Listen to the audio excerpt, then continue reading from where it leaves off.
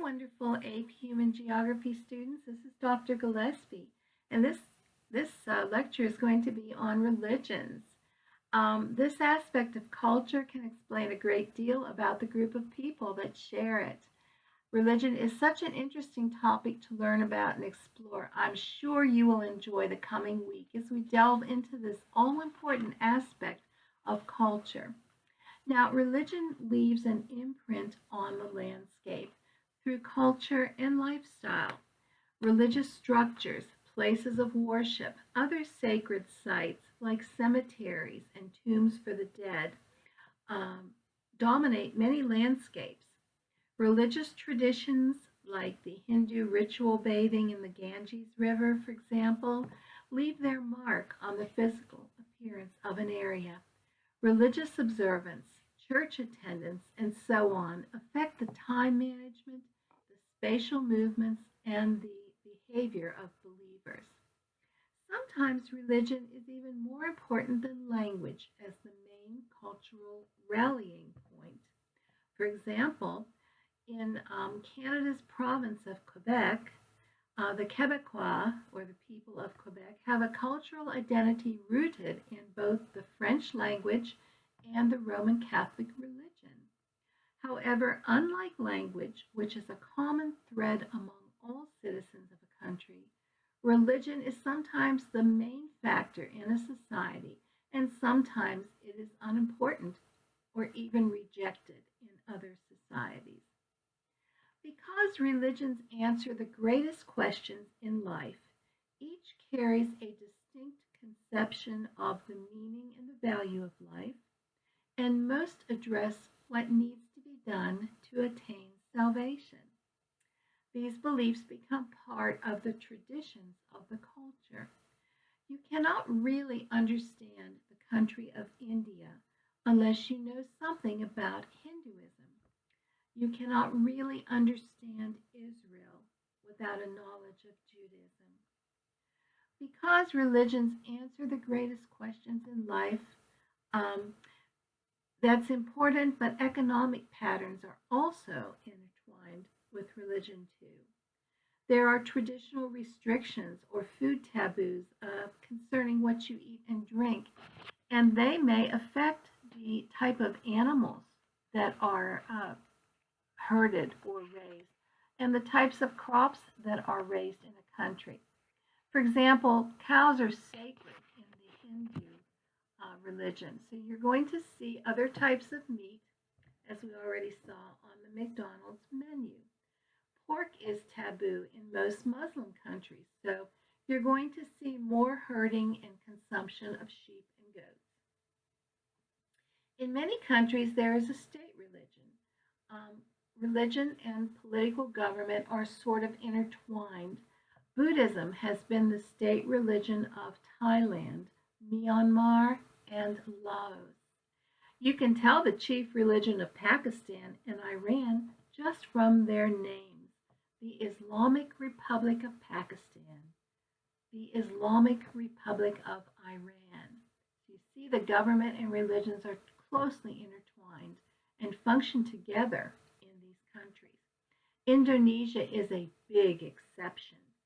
Somehow, this island country has found a way to recognize 5 official religions and a state ideology whose first tenet is a belief in one God. So they are, for having all of these islands strung out, has maintained peace and harmony in spite of, or maybe because of, these 5 religions. Religions are usually classified as universalizing, ethnic, or tribal. And here is a chart of the first 2 and the most important, universalizing and ethnic. Don't know if you can see this very well. You might want to pause the screen just to jot down a couple of notes. But Christianity, Islam, and Buddhism are the 3 major world universalizing religions. They all appeal to people everywhere. All 3 were founded by one person, a prophet, And all three send missionaries everywhere to spread their faith, and this is called proselytizing. Membership is usually based on a symbolic act of commitment, such as baptism in Christianity, and no one is excluded because of their nationality, their ethnicity, or their previous religion. So here you see universalizing versus the ethnic. Now, the map of religions of the world is interesting, and let's check this out for a few minutes. You can see how the three universalizing religions, again, they are Christianity, Islam, and Buddhism, have spread and diffused across the globe. You can see the blue sections of the world, most of the Western Hemisphere.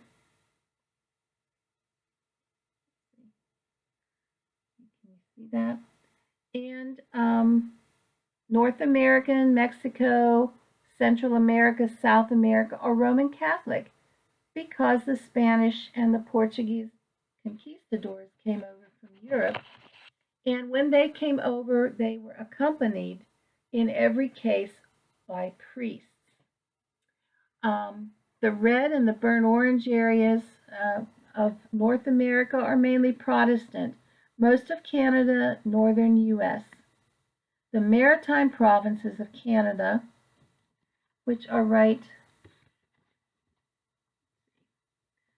here, up along this coast, were settled and colonized by the English, and they're also Protestant. Northern Europe, Iceland, the coast of Greenland, most of the British Isles, and South Africa, that was settled by the Dutch and then the English, is also a Protestant country. Buddhism did not spread as widely throughout the world. It's orange on this map. Going to the ethnic religions, Hinduism is largely practiced in India, but also in other countries of the world. And there are Hindus all through the world, but not in large enough groups to show up on this map. So you see,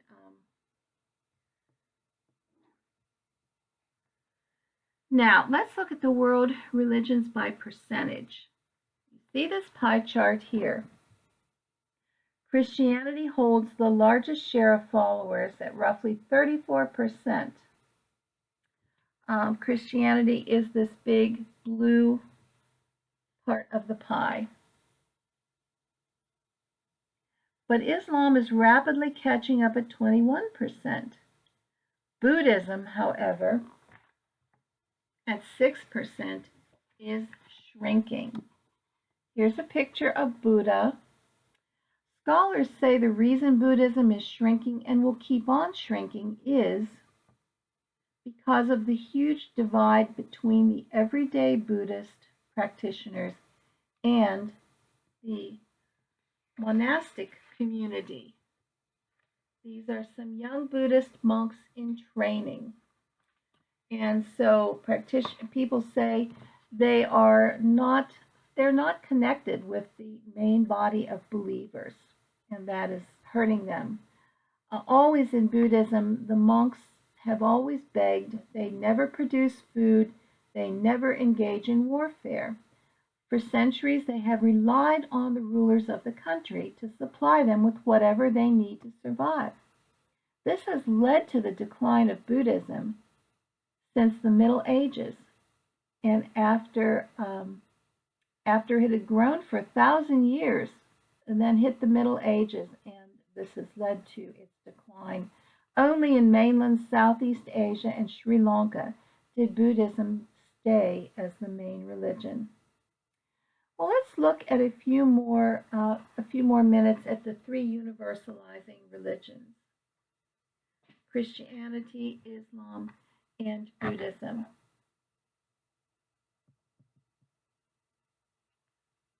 Christianity at the moment is the world's largest world religion, and it has over 2 billion followers. They classify themselves under 34,000 different denominations. The religion is based principally around the life, death, and resurrection of Jesus Christ. Christians believe the Bible is the Word of God, and although some choose to take it more literally than others, it is generally considered to be inspired by the Holy Spirit. Christianity is still growing all over the world, and while attendance in church has been decreasing in Europe in recent years, the church in other parts of the world has been increasing dramatically. By the way, Europe has become increasingly secular. And what does secular mean? Secularism is where the people are indifferent to religion. They just don't care about it. It's not a part of their life. It's not something they practice in their daily life at all. And Europe has long been on a course of secularism. They may say they are nominally Catholic or whatever, that's sort of their traditional family religion, but very few of them actually go to church for the most part. The exception would be the workers, the guest workers who are coming into, say, France, Germany, from the Muslim countries of North Africa, Morocco, Tunisia, Algeria, and these guest workers in Turkey, these guest workers practice their Muslim religion, and that is a daily practice for them. So the general demography of the church is such it may be the first time since the 7th century that there will be more Christians outside of Europe than there are within it. It is predicted that in the 21st century, the majority of Christians will live in Latin America and Africa, and by 2050, only 1/5. Yeah, that's right. I had to look. 1/5 of Christians will be non-Hispanic whites. Only 1/5. Now, Islam is the world's second largest religion, with over 1 billion followers. The 2001 census recorded 1,591,000 Muslims living in the UK, 2.7% of the population. Here's a photo of a mosque, which is their chief worship center. Muslims are followers of Islam, and they believe Islam was revealed over 1,400 years ago in Mecca on the Arabian Peninsula. And Muslims believe there's one God, so they're monotheistic, one mono, and his name is Allah, which happens to be the Arabic word for God. According to Muslims, God sent a number of prophets to mankind to teach them how to live according to his law. The Muslims believe Jesus, Moses, and Abraham are the prophets of God, but also that the final most important prophet was Muhammad. Muslims base their laws on their holy book, the Quran, and the Sunnah. Muslims believe the Sunnah is the practical example of Prophet Muhammad. And there are 5 basic pillars of Islam. These principles are the Shahada, or the statement of faith, praying 5 times a day, giving money to charity, fasting, and a pilgrimage to Mecca at least once in the Muslim's lifetime.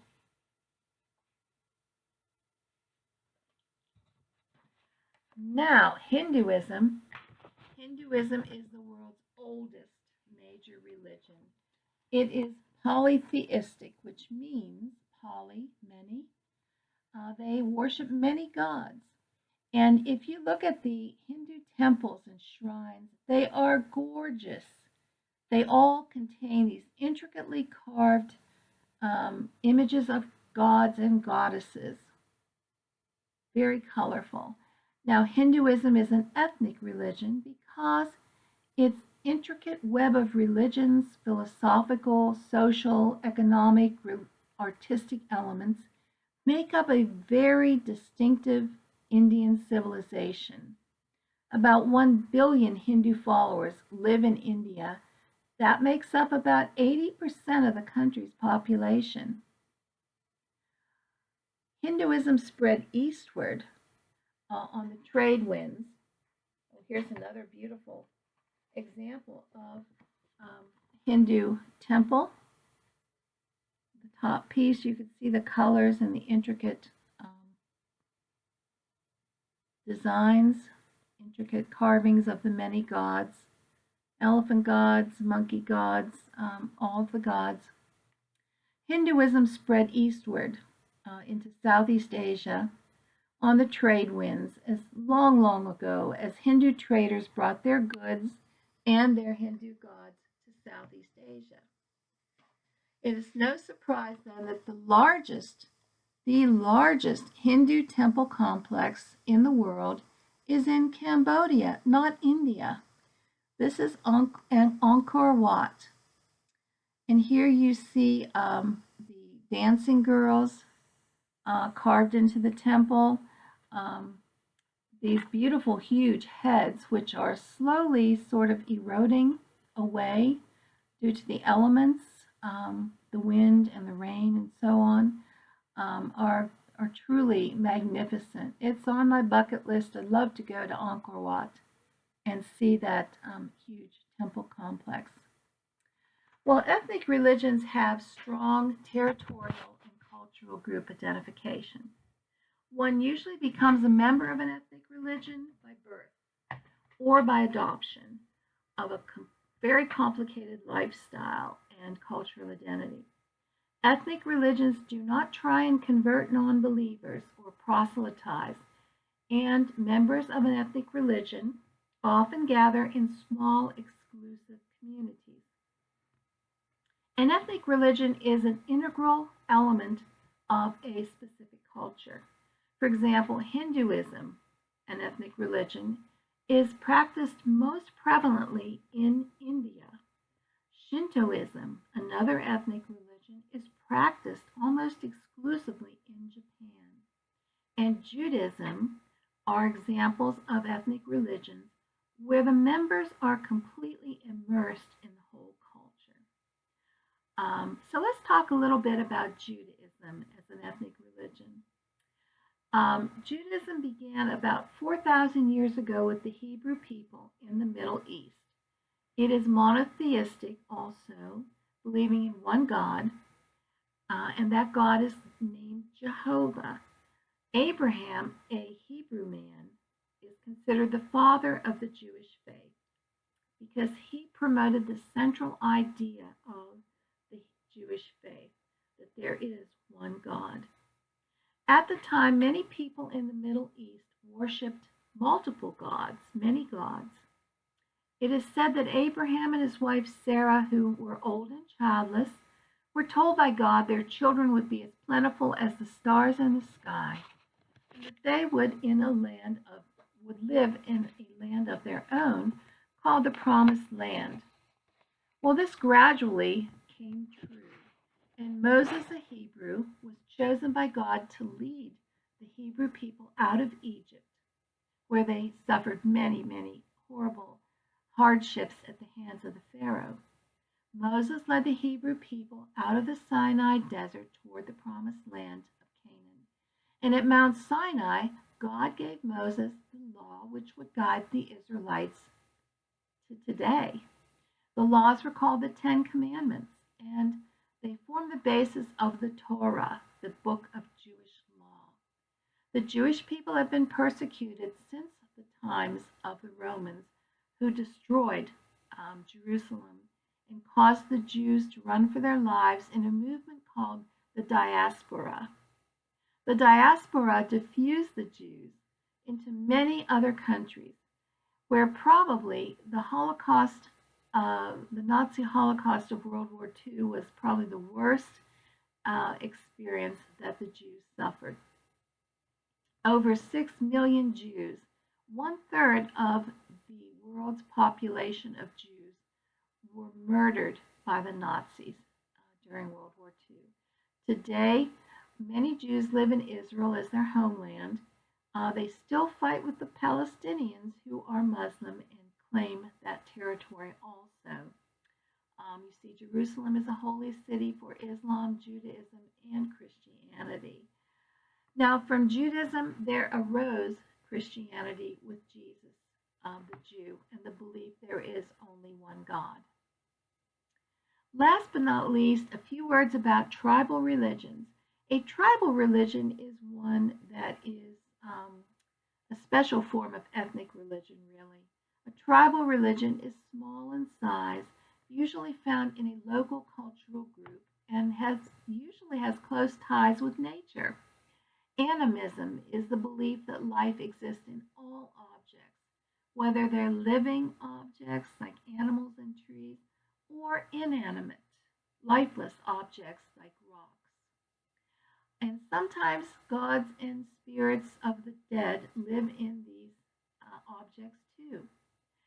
Shamanism is a form of tribal religion in which a community accepts a shaman or witch doctor, medicine man, what have you, who through special powers is thought to communicate with and interpret the spirit world. Now here is a picture of a shaman. I believe he is in Peru. And just a word of clarification. Native Americans do not like their holy men and women to be referred to as shamans. The word is offensive to traditional Native Americans and their elders. The word has its ethnographic roots in Siberia and in the Chinese Buddhist language family, and before that is thought to have derived from ancient Sanskrit.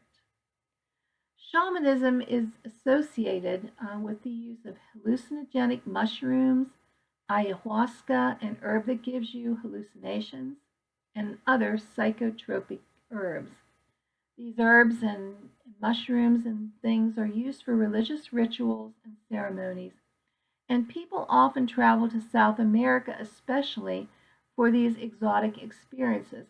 I looked on the internet recently and I was amazed at this shaman is in Peru.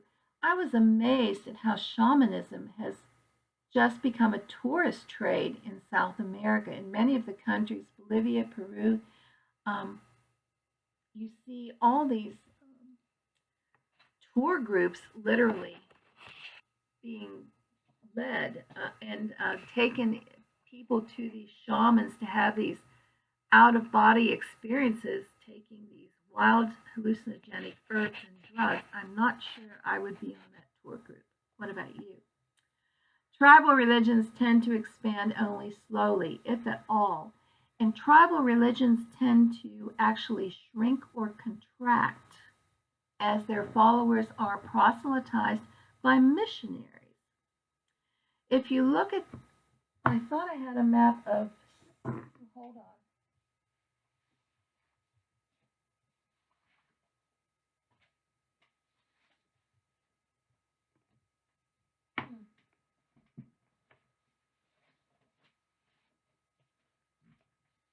Many maps. Here we go. Look at the map of sub-Saharan Africa.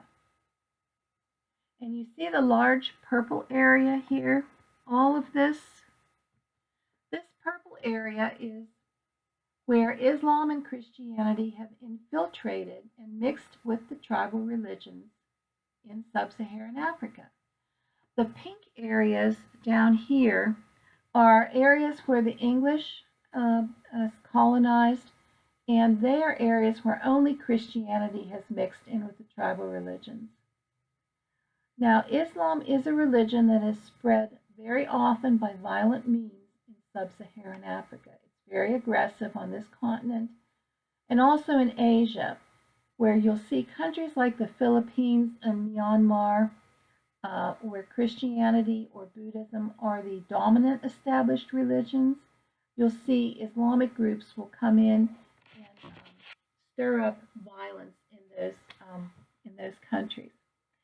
So you see, this is a map of the world's religions, and I just think it's interesting. I hope you take a few minutes and study it. I'm sorry this is such a long video. I apologize. There's a lot to say and talk about. I promise you the next videos will be short. And let me know if these are valuable to you. I hope they are, but if not, or how I can change them, I will be happy to do that. Thanks so much for listening. Have a good week.